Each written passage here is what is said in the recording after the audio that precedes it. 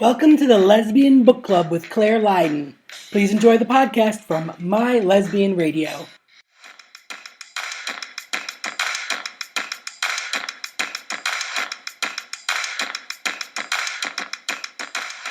Hello and welcome to episode 72 of the Lesbian Book Club with me, your host, Claire Lydon. This month we have an interview with UK author Laura Kay, and you're going to want to hear that fabulous interview I did with her very shortly. But first, let's see what's hot in the UK and US Amazon lesbian fiction charts, as well as finding out what's going on in the world of lesfic and what's going on in the world of me. First up, the Amazon charts, and topping the charts in the US as I record this on September the 19th is Nancy Ann Healey with her book One Simple Refrain. Now, this one is the story of two women on very different paths, one a musician, the other a professor. And on the front cover it's got the classic, country woman in jeans with a guitar. Fabulous. This one, as I say, musician, professor, they both end up back in their small hometown after pursuing a life in the big city.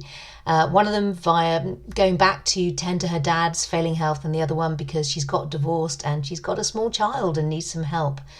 And they're drawn back and they meet again at their 30-year high school reunion, and they end up reconnecting and helping each other out with life's dramas. So it's a small town, second chance romance with lots of angst. Nancy Ann Healey is a wizard at these sort of things, and she is back and bringing drama to the table. Also doing well is Natalie Deborah Bander with her new book Lucky Luke. This one is about a Coast Guard team leader, Luca Scott, who's called out to rescue Elizabeth McLean. I like both those names, so well done, Natalie. Luca is immediately drawn to Elizabeth, but she doesn't want anything to happen. She's the buttoned-up silent type, whereas Elizabeth, she's a university professor from Oxford who's just over having some summer fun, and she's definitely up for something to happen. So who's going to win out? I reckon Desire is going to win out, dear listener. If steamy age gap romances are your thing, you should check out Carol Wyatt's new book, Paradise. Now, we're going to skip past the young lady on a deck chair sipping a cocktail on the front cover. This one is about Riley, who is a hotel manager at an upscale hotel owned by her dad. Riley doesn't really want to be working there. She's 30. She just wants to go and drink and surf and shit. But if she wants to inherit the business from her dad, he's making her work there. What a mean man. There she is, she's 30, she's managing the upscale hotel in Miami, and along comes 48-year-old actor Liv for some rest and recuperation from her hit show that she's starring in, and she and Riley get a little more than they bargained for. So if you like age gap romances, sun, sea, sand, steam, this is your bag. Finally, doing well in the US is Lisa Elliott with her book Up Against Her, which I'm really pleased about. I met Lisa 3 or 4 years ago at a lesbian fiction conference in Bristol, and I think she just released her first book, so good for her, carrying on, keeping going, and this one is proving a big hit, and it's called Up Against Her. It involves two women, Sky and Brianna. They both work at the same market research consultancy. One is all about people, the other is all about numbers. But when their departments merge, the two women go head to head for the top job. I mean, they don't get on, of course they don't, but they have 2 months to try and make a project work and show who's the best candidate. You know what? This is being a qualitative versus quantitative researcher is not an obvious one for a lesbian romance, but I salute Lisa for making this, for bringing these two old adversaries front and centre. And I have to say, I'm getting flashbacks to my sociology postgraduate diploma days. In my experience, I was a qualitative researcher, and I worked alongside quantitative, and in my experience the two kind of merged together after 5 pints and a curry. So I think that might be just what happens with these two, right? Oh, one last one. Cara Malone's latest novel, Chain Reaction, is suitably mysterious, judging by the fiery red cover. This is a Fox County forensic lesbian romantic suspense. That is a mouthful and a half, isn't it? And it involves hard-working chemist Dylan, quiet but quirky histologist Elise. The two are inseparable. They've been best friends ever since they joined the medical examiner's team, and they fancy themselves matchmakers around the office, but they're blind to what's right in front of them. When danger comes knocking, one of them gets in trouble, the other might have to see how far she'll go to save her. And then she just might realise, I kind of like her, right? If you like suspense thrown in with your drama, with your romance, then this one is for you. So that's the lesbian fiction charts for September. Lesbian fiction news, what have I got for you? Well, not much, because it's it's September, it's quiet. Things are just beginning to gear up for the 2022 conference seasons. So next year's nominations for the Golden Crown Literary Society are open. If you've released a book this year and you'd like to nominate it, go ahead and enter now. There's a fee to do so, and then you can enter. And I think at the moment GCLS are planning to have an IRL conference. Of course, because of the pandemic, the last two have been held online. This next one is due to be held in Albuquerque. So put it in your calendar. It's July the 6th, and start planning. So what about the world of me? Well, since last we spoke, I've had quite an eventful month. For one, I went on a long weekend to Sussex and it rained. It rained an awful lot, didn't it, in the later part of August. But September's been pretty nice. So yes, it's my birthday month and it's been lovely. At the beginning, we went to see the men's football was on a international break. So the women's football, the Super League season kicked off, and there's a big amount of coverage now. Sky are covering all the games, so it's very exciting. My wife and I and a couple of mates, we went up to see Tottenham at the Tottenham Hotspur Stadium, because all the men were on international break, so they played at the actual stadium, so that was cool. We got to go and watch Tottenham beat Birmingham 1-0, and then the day after, my wife is an Arsenal fan, so we went along to the Emirates to see Arsenal play Chelsea. I have to say the difference in quality was pretty marked, because Arsenal-Chelsea are two of the best teams in the league, and honestly it was one of the best games of football I've seen in a long time, men and women. All right, so yeah, and the other thing that happened in September, I turned 50, and it was great. I've had a really lovely birthday month so far, and it's not over yet. A lot of people have been asking me how I feel about turning 50, but the honest answer is pretty fine. You know, I've got a great job, the best job in the world, being a writer. I've got a gorgeous wife, somewhere nice to live, fabulous friends and family, and I've got food to eat and booze to drink. Life is good. To celebrate my 50th, I had a small party with family and friends at the pub at the top of the road, and then my wife took me away to a hotel to be pampered for 2 days in central London, so that was lovely. And we went for a fabulous meal on the day, and she bought me a very shiny necklace, so I am very lucky. I'm very grateful to be here and to have the life I have. So all in all, being 50 ain't so bad if you're heading there or if you've just got there. Although, as my brother and his wife told me, that it's all downhill from here. So cheers, guys. In book news, what have I been up to? Well, I'm just getting to the final edits for my upcoming romance novel, Change of Heart, which is due out in October. This one features damsels, drams, desire, and drama, rama, rama. Yes, indeed. It's set in the Scottish Highlands, and it's a book I'm very excited for you to read, actually. It was inspired by my trip there in May. Cracked it out pretty quickly. It's one of those ones that just kind of flew out, you know. So my editor's given me lovely comments back. She thinks it's one of my best yet. I do pay her though, so but hopefully you agree. It's got a fantastic cover. I just need to write the blurb now and then do the final edit. So that's this week. So it's going to be a long week before hopefully go away for a week to celebrate the end of my 50th month. So, but I just need to write the blurb. I really should write the blurb earlier in the process. It's always painful. In audiobook news, Big London Dreams is being recorded right now, so that one should be ready to upload hopefully by November, with everything progressing in the right direction. Change of Heart will get an audiobook too, but I want to try out a new narrator for that one, so I'd like, preferably, to get a narrator with a Scottish accent, who can do Scottish accents well, but I don't know of one, so I'm going to have to do a bit of work to find out. In translations news, the Brazilian Portuguese version of Before You Say I Do, Antes que Voce Diga Sim, came out in August, and it's been sitting pretty in the Brazilian charts ever since, which I'm pretty happy about. And so are the Brazilian publishers, because I've just signed 2 more contracts for books with them, so that's really exciting. I'm opening up my books to a whole new market in Brazilian Portuguese. I'm also interviewing Italian translators to do that translation myself. So at the moment I've got books in German and Brazilian Portuguese. So Italian, I've interviewed one who wasn't quite right, and I'm doing 2 more at the moment. So I'm hoping one of these is going to work, and the feedback I'm getting from my Italian readers so far is that they will. So It's going to be a bit daunting, this one, but I am probably going to do this and get an Italian translation done. So it's either going to work like a charm or be a huge expensive mistake, as I don't speak a word of Italian. But we'll see. It's something I wanted to do at the beginning of the year, so I'm here and I'm doing it. I'm putting my money where my mouth is, literally. All right, enough about me.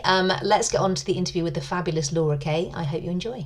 Joining me today is UK novelist and editor Laura Kay, whose debut novel, The Split, has been described as like meeting Marion Keyes and Dawn O'Porter in a cosy gay pub in Sheffield. She's got an MA in American History from the University of Sheffield and now lives in East London. In 2018, Laura was selected as one of 10 PRH Right Now mentees. So welcome, Laura. Thank you for having me. No, it's lovely to have you here. What is a PRH Right Now mentee when it's at home? So Right Now is Penguin's scheme where every year they take 10 mentees, fiction writers, non-fiction, children's, illustrators, assign them to an editor and work with them for a year on their manuscript if they're writers or work with the illustrators. Oh, cool. Okay. Yeah. That makes sense now, the PRH. I was like, what is that? It sounds like some writing and collecting organisation or something. I don't know. Tell me a little bit about where you are and what you can see from where you're sitting. So I am sitting in my living room and I can see my cat asleep next to me on his cat tree, a big pile of books and my laptop in front of me with my current work in progress on it. Exciting, which we will talk about a bit later. But first of all, before we get to what you're working on right now, tell me a little bit about your writing journey, Laura, and how you got started. How I got started in terms of publishing the book that I published, The Split, was really with the Penguin Right Now scheme. Okay. Which I found out about on Twitter, applied for at the very last minute, and was lucky enough to get chosen for. Before that, I had started writing the novel that turned out to be The Split, but with no sort of plans for it. I just was enjoying doing it, and it never occurred to me that I would be able to get it published. And it was really going on that scheme and having sort of publishing professionals look at it and starting to feel a part of that world that really sort of spurred me on to sort of start that journey. So when you say like this PRH Right Now scheme, for, you know, maybe there are some listeners who are thinking, hey, I'd like to have a go of that. Obviously you can look it up on Google, but what did it entail? Is it just like, was it like checking in with a mentor every month or something? You said it was a year long? Absolutely, I would encourage anyone who is a writer to look into it. I think this year they've done children's writers only, and I've got no idea what their plans are for next year. Hopefully it'll go sort of back to everyone. But yeah, I mean, we checked in with my mentor sort of once a month-ish. Had, I think, 6 meetings over the course of the year, and got to a point where my manuscript was turned from this sort of like 40,000 word non-thing into sort of a polished first draft. Just invaluable, really. Right. Just so helpful. I'd encourage anyone to go for it. Right, so it's kind of like having a really in-depth sort of developmental editor on speed dial. Totally. Yeah. Exactly that. So that sounds great. So obviously, as you said, then you turned that manuscript you had over that year into what became The Split. And I read The Split and I really loved it. It's a tale of lesbian angst, cats and cake, which is, you know, the lesbian dream, really, isn't it? So tell me a bit about sort of writing that. You already said like you turned it into the first draft, but what happened after that? Well, when I started writing The Split, I really knew that I just wanted to write about the two main characters, Ali and Jeremy. Like, I could have just written them endlessly, getting into trouble and hanging out with each other. And so the first draft, I suppose, getting into shape meant creating a really specific path for them within this story, rather than, so I came with like loads of ideas, these characters, and that year was really about crafting it into what it is now, which is this very specific like frame shot of like their lives, this like year really of their lives. It was just incredibly helpful. And I loved writing it. Like, I feel like I know these characters really well, and I loved spending time with them. It was very sort of touching, I think, your novel. So, it was a gorgeous sort of step into that time around the quarter-life crisis, like just after that, when you're still sort of finding yourself dating the wrong people. We've all been there. And the lead character, Ali, gets dumped and has to move home and start all over again. And it is a very specific period in everyone's life that I think everyone goes through. So why did you think about writing about that specific period?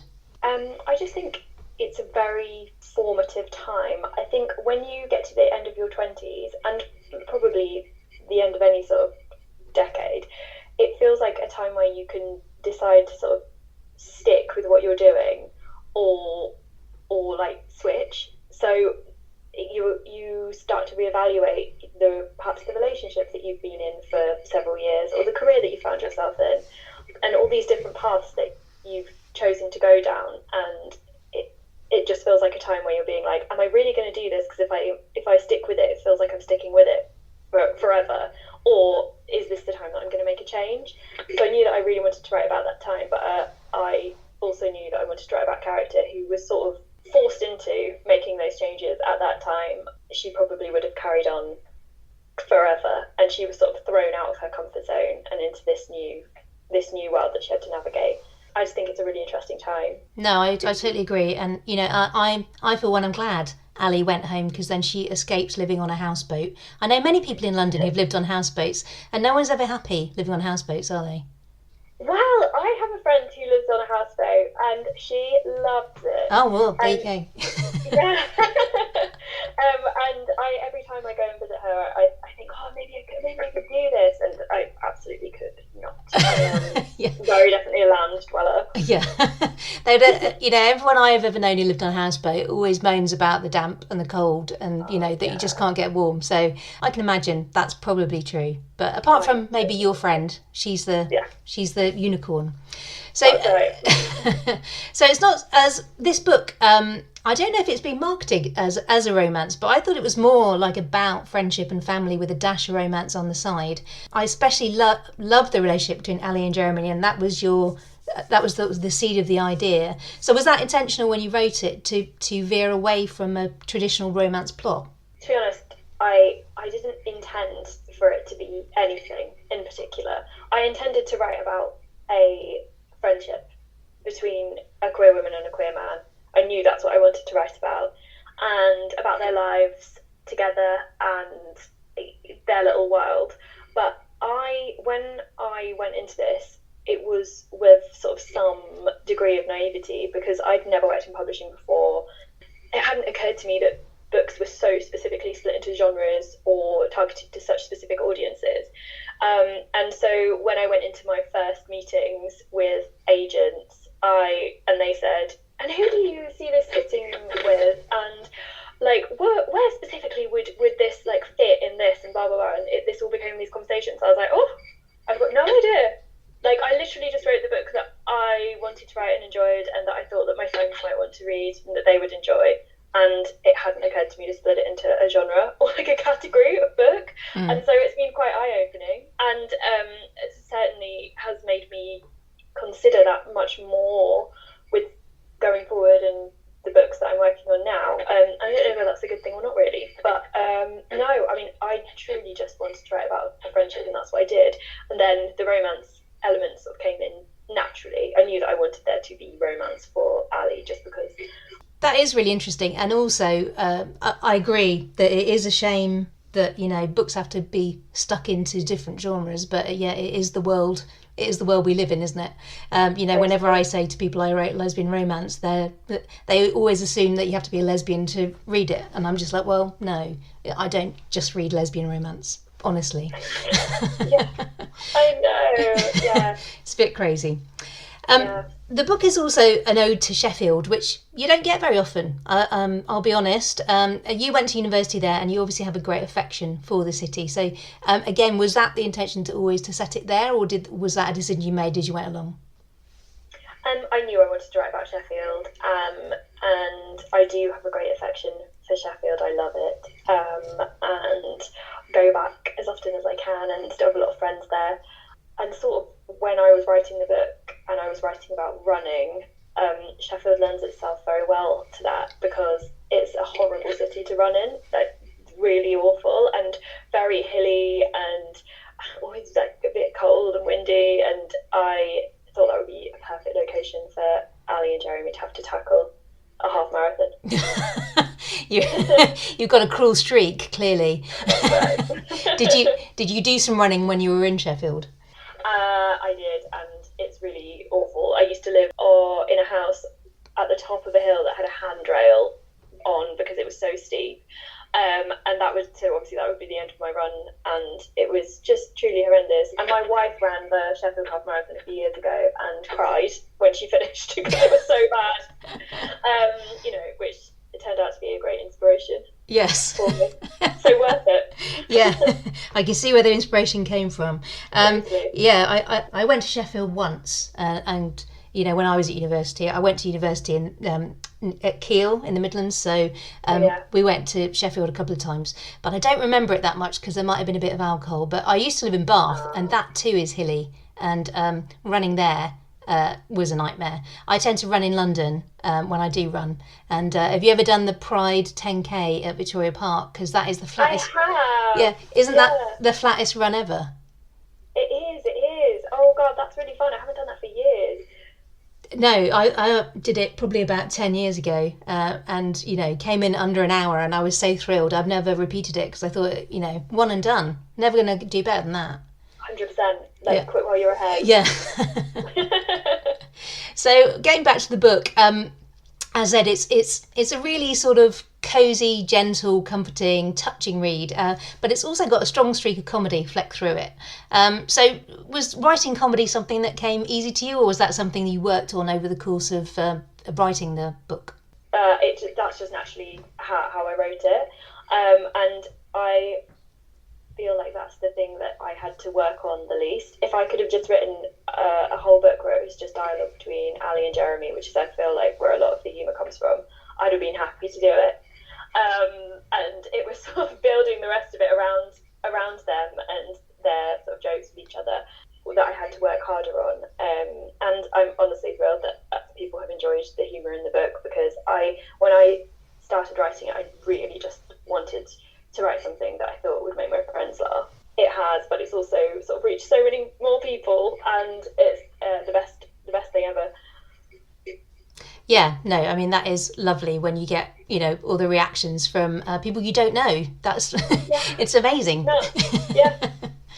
And as well as the comedy, the characterization comes through in the book as well. I love the characters; they're really well drawn, with flaws and warped logic, especially with Ali around her ex, and relatable hopes and dreams. And I even love Malcolm the cat, who's a great character. So did you have any secret to creating realistic characters? I think I just got to know them really well before I started writing. I know a lot of people might sort of write character profiles and things, which I don't do, just because I'm not really a big planner or sort of plotter. But I just feel like I got to know them really well. I sort of sat with them for a long time and creating them before I started putting them into any kind of scenarios. And I think sort of I spend a lot of time observing behaviours, and I sort of mine things for anecdotes, or if someone says something funny I might note it down, or if I think someone's all those kind of things. And that's I think where my characters come from. And I mean, some stuff is inspired by real life. So Malcolm, a lot of people have noted that Malcolm is a very strong character, and that's because I have a cat who is very similar to Malcolm, and I am obsessed with him, and I think he's hilarious, and he just, it's hard to explain to someone else how I could love a cat who's so complicated, but I do. And I love animals in books with strong personalities,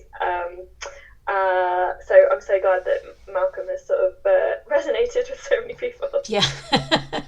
Yeah, I was reading some of your reviews, and I think he definitely has, hasn't he? And as we talked about, the book involves your characters training for a half marathon, and you have been a runner, you may well still be a runner. And it also involves cake. Your lead character goes and works in a bakery. Are you a baker as well, or did you have to research that part? I did research that part. I do like to bake, but I am not in any way, shape or form a professional baker. I'm a cake fan, but a very amateur baker. I am a runner though, and I still run, but very slowly. And I would never. I have done half marathons. I did the London Marathon in 2018 or 17, the year that it was very, very hot, and that put me off doing any more organised runs ever. Right. So now it's much more like plodding around the park or the marshes, and that suits me fine. Right, okay. So 2018 was quite a year for you then. You did the London Marathon and you got on the Penguin Random House Right Now scheme. And I got married. And you got, wow. Yeah, it was a big one. Yeah, very big year. Yeah. What were your hopes for this novel then, going into sort of signing up with Penguin, and how has it exceeded your expectations? I didn't really have any expectations for it, other than I was really enjoying writing it. I couldn't believe my luck that I was getting to work on it with people that thought it had some potential. I really just wanted to get it to have a finished novel. And it was only when we were sort of towards the finish line that I started setting like smaller goals. I was like, oh, maybe it would be cool if I got a literary agent. And like, maybe it would be cool if like someone showed an interest in buying it. When it went to, so with Right Now, they get first sort of options on it. Penguin do, the imprint that you've been working with. So I was working with Fig Tree, and so it gets submitted to them first, and actually Fig Tree didn't want it. They chose not to acquire it at the end of the scheme. Right. And so after that, I was like, oh, well, that's that then. It's almost like, oh, well, I had a good run. And it was only, fortunately, I had my agent by then who was like, what are you talking about? Now it really starts. Then it totally exceeded all my expectations, and everything that's happened since has felt like a total dream. I've got a really fantastic publisher in Quercus, and a really supportive team, and the response to it has just been, I couldn't have imagined it. It's just been great. Cool. Yeah, excellent. And you were talking about, obviously, at the beginning, that you are now working on, well, actually, your third novel. So where's the second one? Is it going to be a follow-up or more of the same, or have you gone to a different genre? So it's more of the same. It's not a follow-up. There's no more Ali and Jeremy. I might revisit them at some point, but not yet. So yes, it's more of the same, more queer friendships and relationships and sort of dysfunctional families, all the good stuff. It's funny, hopefully. That has just gone to copy edits. That's where we're at. So I'm about to find out if I've set the whole thing, every single time I write it's on a Saturday or something like that, which is what I'm convinced is going to happen every time. And then, it's out in May next year. And what's that called? That has not been, I'm not sure if I'm allowed to say. Okay. It hasn't been announced yet. I'm not sure when we're going to announce that, probably later on in the year. Okay. And then you're working on a third book as well? I am, very early stages. I'm sort of figuring it out right now. Mm-hmm. Yeah, it's exciting. And that's with the same publisher and again in the same genre? Same genre, yeah. I don't know about publisher yet. This is just, I'm just starting again. Yeah, speculative, right. Yeah. Cool. So are you a full-time writer at the moment? Well, as of about 3 weeks ago, I left my full-time job. Up until then, I've been working full-time as a journalist. So I wrote books 1 and 2 while I was working full-time. So yes, for now, I am writing full-time. I'm not sure how long for. It depends. If I decide I need something else to keep me busy. Yeah. It's been quite a shift. Yes. Yeah. And it is quite a shift. Having done it for the last 7 years, the first year's quite hurrah, look at me, and then the second year's like, oh shit, how do I do this? What am I gonna do? Yeah. Yeah. At the moment, I'm like, oh yeah, maybe I could keep myself busy enough. I was so used to essentially working 2 full-time jobs The spare time feels very strange. Right. See, Yeah, you never know. Who were you journalisming for? The Guardian. Okay. So I'd been with them for 7 years. So I'm still adjusting now to not being there and being immersed in the news every day, which is actually great. I've got no idea what's going on. Yeah. You'll never look at the news again. I absolutely won't. So, I'm happy. So, have you got sort of processes in place yet, or at the moment you're just kind of still looking around, going, mustn't watch the Olympics, must do some work? Yes. So I have basically figured out that if I don't, so my routine when I was working full time was to get up incredibly early and just get a couple of hours done first thing.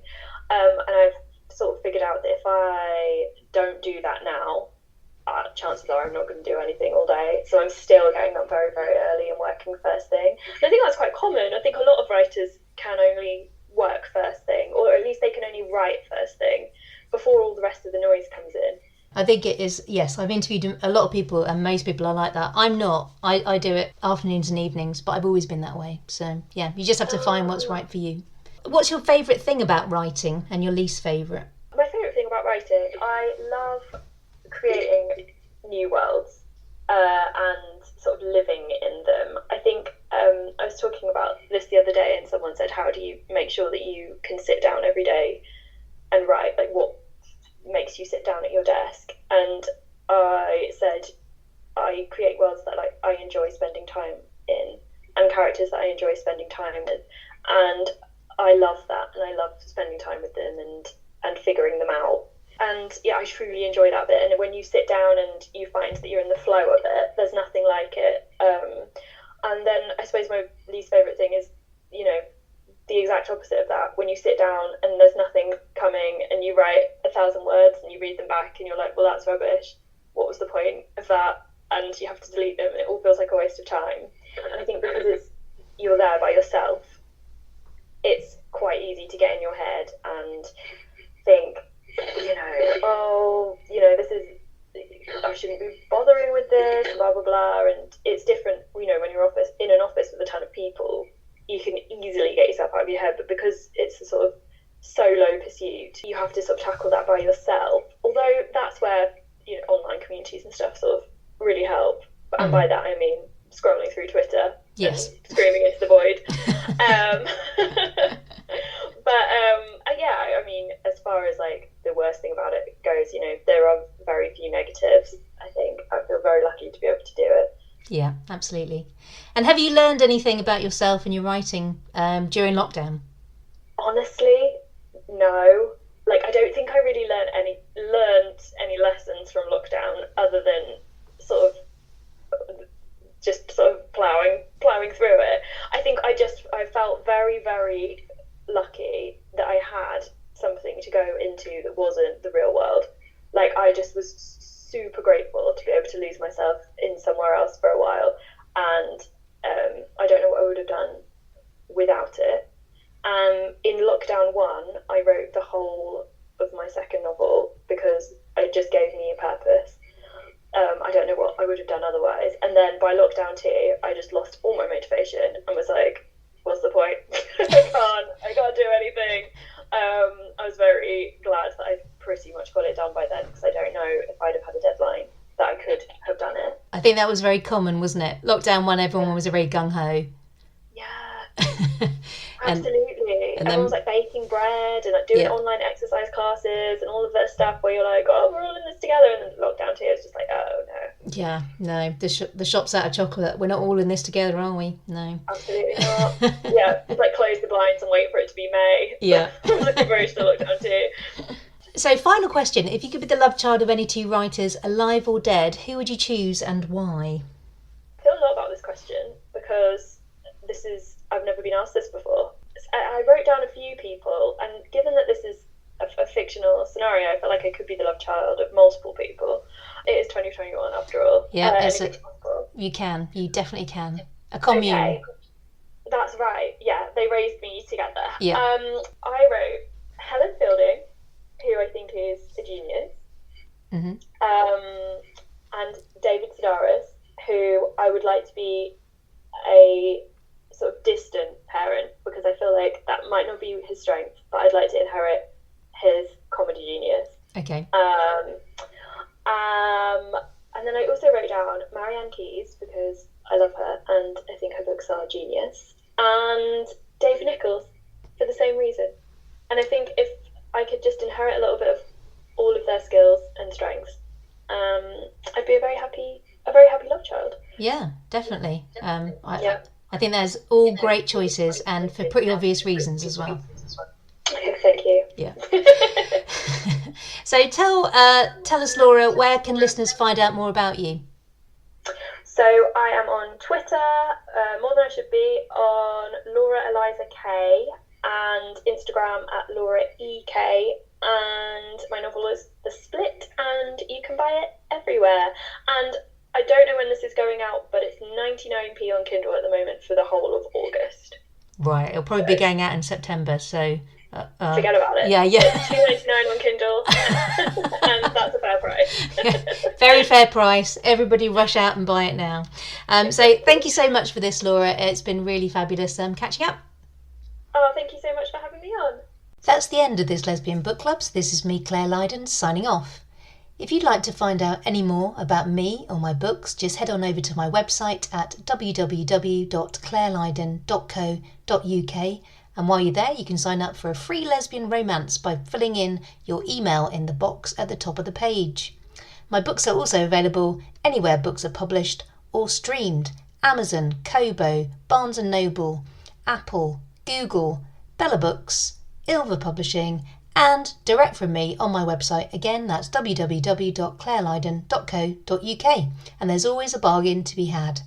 Thank you so much to the Lesbian Lounge for hosting and producing this podcast. It's much appreciated.